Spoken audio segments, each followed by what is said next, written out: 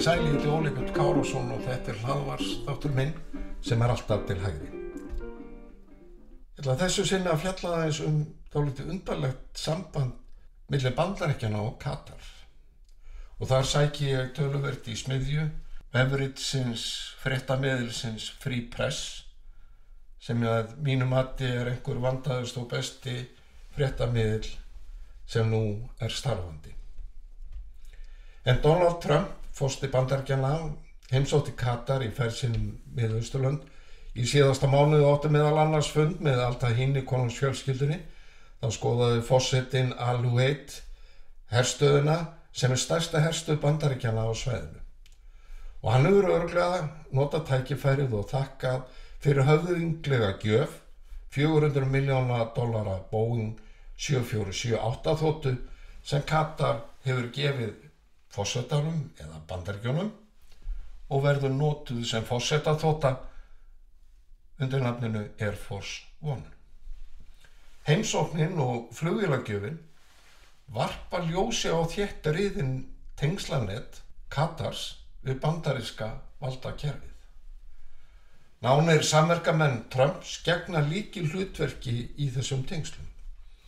Yfirmaður starfsmannaskrifstofu Trumps, Susie Wiles, stýrði áður hagsmunagæslu fyrirtækinu Mercury Public Affairs þegar það sendi hagsmunagæslu fyrir sendiráð Katars í Washington. Og forseti bandarísku alríkis lögreglunnar FBI, Kash Patel, starfaði sem ráðgjafi fyrir Katar án þess að skrá sig sem fulltrúa erlends ríkis eins og kröfur eru gerðar til í lögum. Og Steve Witkoff, einn nánasti vinur Trumps og háttsettur ráðgjafi, og hann var raunar í fylgdarliði forsetans til Mið-Austurlanda, en hann hefur verið sérlegur fulltrúi Trumps í málefnum Mið-Austurlanda og hefur verið nefndur sem hugsanlegur þjóðarauðríkisráðgjafi forsetans, en árið 2023 keypti þjóðarsjóður Katars hlut Witkoffs í fasteignaverkefni í New York sem var að sigla í þrot fyrir $623 milljónir. Á sama tíma vinnur Trump Organization að byggingu lúxusgólfsvæðis rétt fyrir utan höfuðborgina í samstarf við Katars fyrirtæki. Fyrir venjulegan bandarískan borgara sem hugsa lítið Mið-Austurlönd auðvelt að komast að þeirri niðurstöðu að Katar sé traustur bandamaður Bandaríkjanna. Ríki sem forseti Bandaríkjanna treysti jafnvel svo mjög að hann tilbúinn að nota flugvél sem að færa gjöf sem forsetavél, Air Force One. Í byrjun þessarar aldar tókst Katar að sannfæra Bandaríkin að færa herstöðvar sína frá Sádi-Arabíu yfir til Katar, sem leið lagði yfir $1 milljarð í uppbyggingu Al-Udeid herstöðvarinnar, sem getur hýst þúsundir bandaríska hermanna og þjónar raunar einnig sem svæðisstöð breska flughersins. Frá 2013 hafa yfir $8 milljarðar runnið úr sjóðum Katar í rekstursstöðvarinnar sem gegnir lykilhlutverki í hernaðarviðbúnaði Bandaríkjanna í Mið-Austurlöndum. Á móti hefur Katar tryggt sér ómetanlegt öryggisnet gegn sterkum nágrönnum sínum, þar á meðal Sádi-Arabíu, Sameinuðu arabísku furstadæmunum og Íran. Árið 2022 lýsti Joe Biden, þá forseti Bandaríkjanna, því yfir að Katar væri helsta bandalagsþjóð Bandaríkjanna utan NATO og leið opnaðist fyrir meiri vopnasölu og hernaðarsamstarf ríkjanna. Bandaríkin framlengdu einnig leigusamninginn herstöðina til 10 ára og hófu viðræður mögulega samvinnu í vopnaframleiðslu. En hin nána samvinna Bandaríkjanna og Katar hefur hins vegar valdið mörgum embættismönnum og sérstaklega hernaðarsérfræðingum í Bandaríkjunum og raunar í Evrópu stöðugt meiri áhyggjum. Varað við því að Katar undir stjórn Al-Tahini fjölskyldunar hafi of mikil áhrif á hernaðarstefnu Bandaríkjanna. Svo mjög að ef til átaka kæmi við Íran, til dæmis vegna kjarnorkuvopna áætlunar Írans, gæti andstaða Katars við árásir frá mikilvægustu herstöð Bandaríkjanna sem staðsett í Katar sett miklar skorður við allar hernaðaraðgerðir Bandaríkjanna.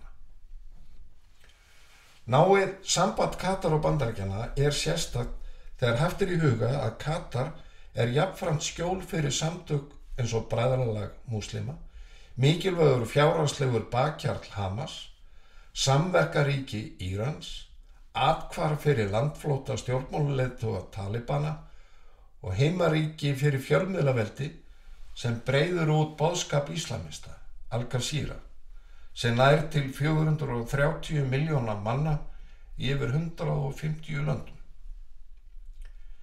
Lykil meðlimir konungsfjölskyldu Katars hafa opinberlega lýst aðdáun sinni á íslamisma og Hamas sérstaklega. Móðir emirsins og stjórnandi menntastofnunar sem veitir milljóna fjárframlög til bandaríska háskóla hrósaði Simar, skipuleggjanda fjöldamorðanna í Ísrael 7. október 2003 og skrifaði á X eftir dauðans: hann mun lifa áfram, en þeir verða horfnir. Undanfarna 2 áratugi hefur Katar markvisst tryggt áhrif sín í Washington með peningagreiðslu til menntastofnana, hugvetna og fjölmiðla, auk þess að hafa á sínum snærum áhrifamikla hagsmunagæslumenn, svokallaða lobbyista. Samkvæmt ítarlegri úttekt Free Press hefur Katar varið og yfir 100 milljörðum bandaríkjadala til að tryggja hagsmuni landsins gagnvart Bandaríkjunum og gert það með ýmsum hætti. Meðal annars greitt 100 milljóna til hagsmunagæslu fyrirtækja í Washington á síðustu árum. Katar nota sérfræðinga, fyrrverandi embættismenn og þingmenn úr báðum flokkum til að tryggja áhrif. Katar fékk til dæmis Jim Moran, fyrrverandi fulltrúadeildar þingmann demókrata, til að vera talsmann þess á gagnvart bandaríska þinginu. Moran hefur verið mjög gagnrýninn á Ísrael. Meðal verkefna hans voru kaup á 120 ára gamalli byggingu Carnegie stofnunarinnar sem stutt frá Hvíta húsinu, og það var einmitt þess vegna sem Katar sóttist eftir því að kaupa húsið og breyta því í sendiráð. Kaupverðið þegar upp var staðið var margfalt verðmæti hússins sem raunar var ekki til sölu, en Morgan beitti stjórnarmenn Carnegie þrýstingi og það var látið undan þrátt fyrir mótmæli starfsmanna stofnunarinnar. John Allen, fyrrverandi hershöfðingi bandaríska sjóhersins, og Richard Olson, fyrrverandi sendiherra í Pakistan, fengu gjafir og ráðningarsamninga frá Katar, og 2017 flugu þeir báðir til Doha og tilbaka, og þegar tilbaka var komið til Washington ræddu þeir við embættismenn í Trump-stjórninni fyrir hönd Katars á þess að skýra frá tengslum eða greiðslum. Olson játaði síðar brot á lögum hagsmunagæslu og siðareglur, en Allen neitaði að hafa starfað sem hagsmunagæslumaður og var ekki ákærður, en hann sagði af sér hins vegar sem forseti Brookings stofnunarinnar árið 2022 vegna málsins. Árið 2023 viðurkenndu 2 þekktir hagsmunagæslumenn republikana, Barry Bennett og Douglas Watts, að hafa vanrækt að skrá sig sem hagsmunagæslumenn fyrir Katar. Saksóknarar sögðu að fyrirtæki Bennett hefði leynt rekstur í samtakana Yemen Crisis Watch sem áttu að draga fram meinta stríðsglæpi í Sádi-Arabíu og Sameinuðu arabísku furstadæmann í Yemen. Katar greiddi þessum tveimur yfir $2 milljónir fyrir fyrstu 3 mánuði samstarfsins. Katar réð einnig ráðgjafa sem lagði fram mjög áræðina áætlun að veikja og grafa undan pólitískum andstæðingum Katars í Washington, meðal annars með því að sverta mannorð þeirra opinberlega. Free Press heldur því fram að Katar hafi nánari tengsl við Trump forseta en nokkurt annað ríki utan Bandaríkjanna.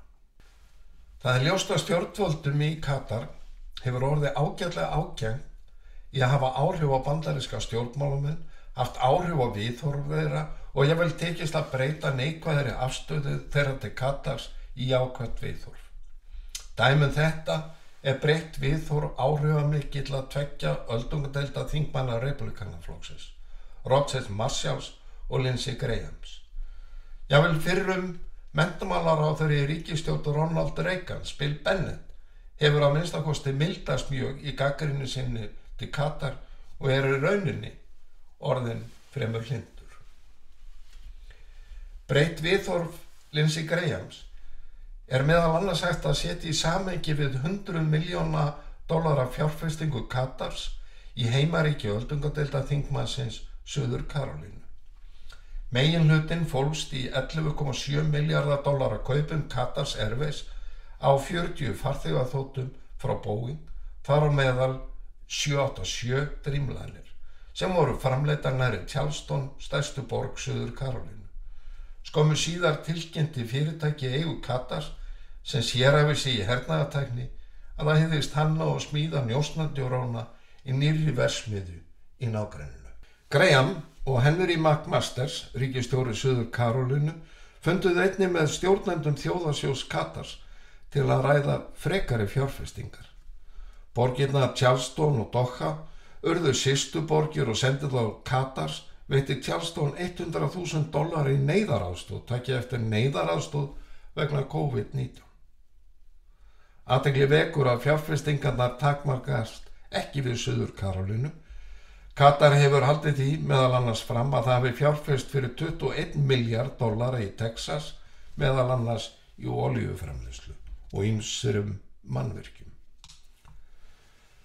Þá hefur Katar greitt meir en $6,3 milljarða til bandarískar háskóla á borð við Georgetown, Northwestern og Cornell, og þessir háskólar hafa stofnað útibú í Doha og undirgengið skilmála sem margir telja að takmarki fræðilegt frelsi skólana og í rauninni gangi gegn heilugum tilgangi háskóla. Northwestern hefur meðal annars verið gagnrýndur fyrir þögnum ritskoðun sem ríkir í Katar og vinna þannig gegn frjálsri blaðamennsku.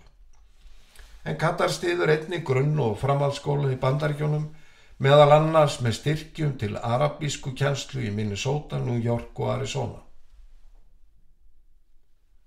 Og í fjölmiðlum. Al Jazeera, sem er undir beinni stjórn Katars, hefur gefið Hamas dýrmætan aðgang að fjölmiðlavettvangi og tækifæri til að beita eigin áráði. Sjónvarpsstöðin var stofnuð árið 1996 af katarska ríkinu og hefur vaxið hratt síðan. Hún er nú ein áhrifamesti fjölmiðill og líklega sá áhrifamesti í arabískum löndum, auk fleiri landa múslima og nær til yfir 430 milljóna áhorfenda í meir en 150 löndum eins og áður segir. Og sjónvarpsstöðin hefur meðal annars fjallað Simar, leiðtoga Hamas, sem var felldur, og skipuleggjanda hryllingsins 7. október 2023 sem hetju. Og svo má ekki gleyma fjölda þátta og frétta, þar sem dregin upp neikvæð mynd af Bandaríkjunum og sérstaklega Ísrael og stjórnvöld þar og í Evrópu gagnrýnd harðlega. Katar hefur einnig áhrif á bandaríska fjölmiðlaumræðu í gegnum Al Jazeera og samfélagsmiðla og fréttaverkefni AJ+.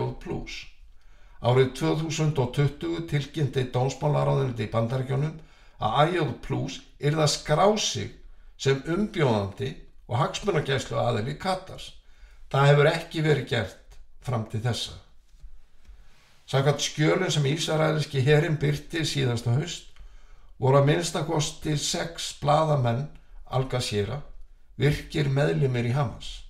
Al Jazeera hefur hafnað þessum ásökunum og lýsti skjölunum sem fölsuðum.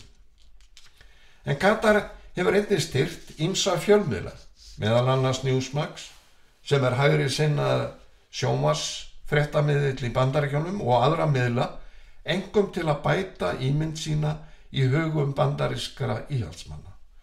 Samhliða hefur blaða- og fréttamönnum verið boðið á marga viðburði og glæsilega í Katar og auðvitað er allt saman greitt. Free Press kallar þessi tengsl, þetta þétta net, þetta handband sem er á milli Katars og Bandaríkjanna, hnengsli í dagsljósi.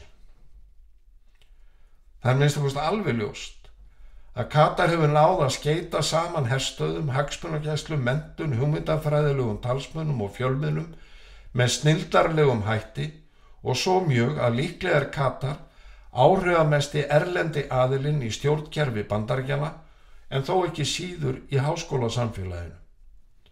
Og svo virðist sem fáir innan bandaríska stjórnkerfisins hafi áhyggjur eða átti sig á því að hagsmunir konungsfjölskyldunar í Katar og Bandaríkjanna eiga litla eða enga samleið.